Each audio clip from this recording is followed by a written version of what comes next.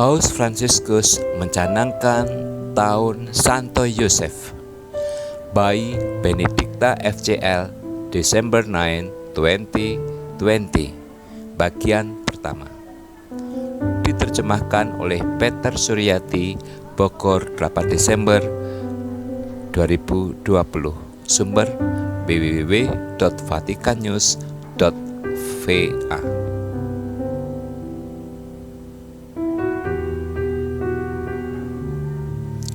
Sebelum kita lanjutkan melihat isi video ini, saya ingatkan jangan lupa bagi yang pertama melihat video ini dan yang belum pernah subscribe, silahkan tekan subscribe. Terima kasih.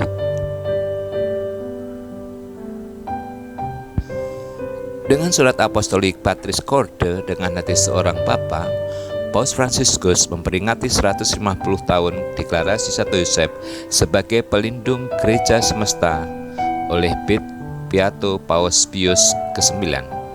Untuk memperingati peristiwa tersebut, Bapak Suci telah mencanangkan tahun Santo Yosef mulai dari 8 Desember 2020 hingga 8 Desember 2021. Dalam surat apostoliknya tersebut, Paus Fransiskus menggambarkan Santo Yosef sebagai Bapa yang terkasih,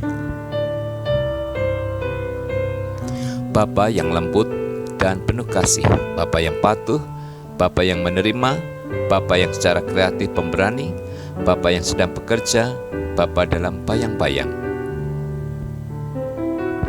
Bapak Suci menulis Patris Corde dengan latar belakang pandemi COVID-19 yang dikatakannya telah membantu kita melihat lebih jelas pentingnya orang-orang biasa yang meski jauh dari pusat perhatian tetap sabar dan menawarkan harapan setiap hari.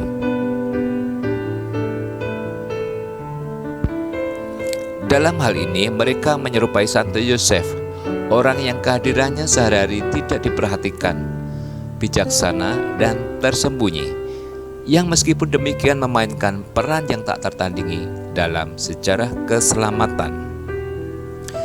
Santo Yosef pada kenyataannya secara nyata mengungkapkan kebapaannya dengan mempersembahkan dirinya dalam kasih yang ditempatkan untuk melayani Mesias yang tumbuh hingga dewasa di rumahnya. Tulis Paus Fransiskus mengutip pendahulunya Santo Paulus VI.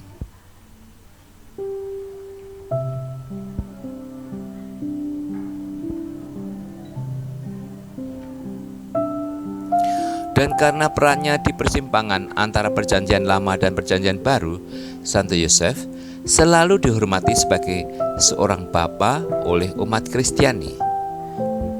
1. Di dalam dia, Yesus melihat kasih Allah yang lembut, yang membantu kita menerima kelemahan kita. Karena melalui dan terlepas dari ketakutan kita, kerapuhan kita, dan kelemahan kita, sebagian besar rencana ilahi terwujud. Hanya kasih yang lembut yang akan menyelamatkan kita dari jerat sang penuduh, tegas Paus Fransiskus. Dan dengan menjumpai belas kasih Allah khususnya dalam sakramen rekonsiliasi, kita mengalami kebenaran dan kelembutannya. Karena kita tahu bahwa kebenaran Allah tidak menghukum kita, melainkan menyambut, merangkul, menopang, dan mengampuni kita. Santo Yosef juga seorang bapa dalam ketaatan kepada Allah.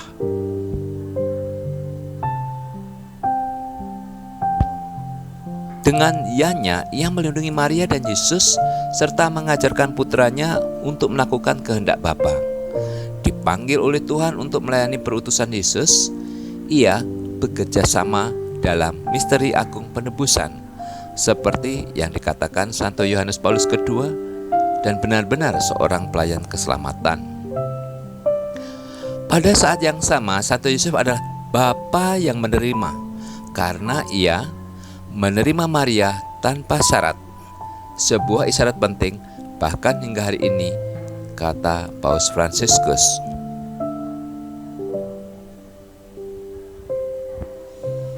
Di dunia kita di mana kekerasan psikologis, verbal, dan fisik terhadap perempuan begitu nyata, tetapi sang mempelai Maria tersebut juga adalah orang yang dengan percaya kepada Tuhan, menerima dalam hidupnya bahkan peristiwa-peristiwa yang tidak ia pahami, mengesampingkan gagasan-gagasannya, dan mendamaikan dirinya dengan sejarahnya sendiri.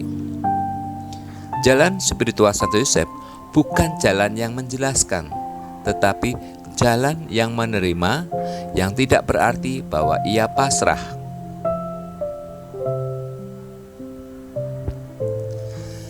Sebaliknya, ia dengan berani dan tegas proaktif, karena dengan karunia ketabahan Roh Kudus dan penuh harapan, ia mampu menerima hidup apa adanya dengan segenap pertentangan, frustasi, dan kekecewaan. Dalam prakteknya, melalui Santo Yosef, seolah-olah Allah mengulangi kepada kita, jangan takut, karena iman memberi makna pada setiap peristiwa, entah gembira maupun sedih, dan membuat kita sadar bahwa Allah dapat membuat bunga bermunculan dari tanah berbatu.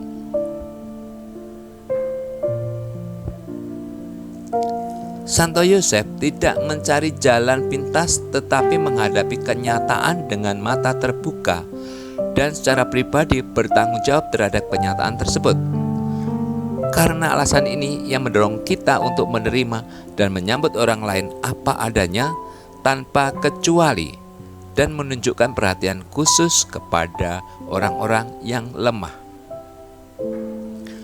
Patrice Corde menyoroti keberanian kreatif Santo Yosef yang muncul terutama dalam cara kita menghadapi kesulitan.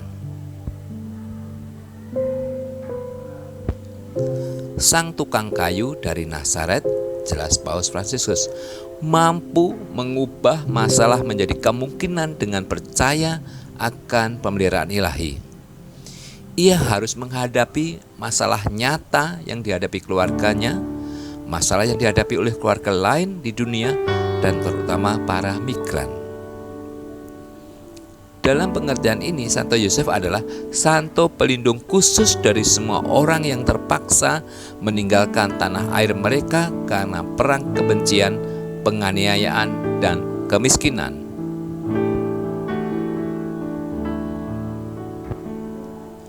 Sebagai penjaga Yesus dan Maria, Santo Yosef tidak dapat menjadi yang lain selain penjaga gereja, penjaga keibuan gereja, dan penjaga tubuh Kristus. Akibatnya setiap orang yang miskin, membutuhkan, menderita, atau menghadapi ajal, setiap orang asing, setiap narapidana, setiap orang yang lemah adalah anak yang terus dilindungi oleh Santo Yosef. Dari Santo Yosef, tulis Paus Fransiskus, kita harus belajar mengasihi gereja dan orang miskin. Untuk berikutnya, kita akan melihat dan mendengar dari bagian yang kedua ya. Terima kasih.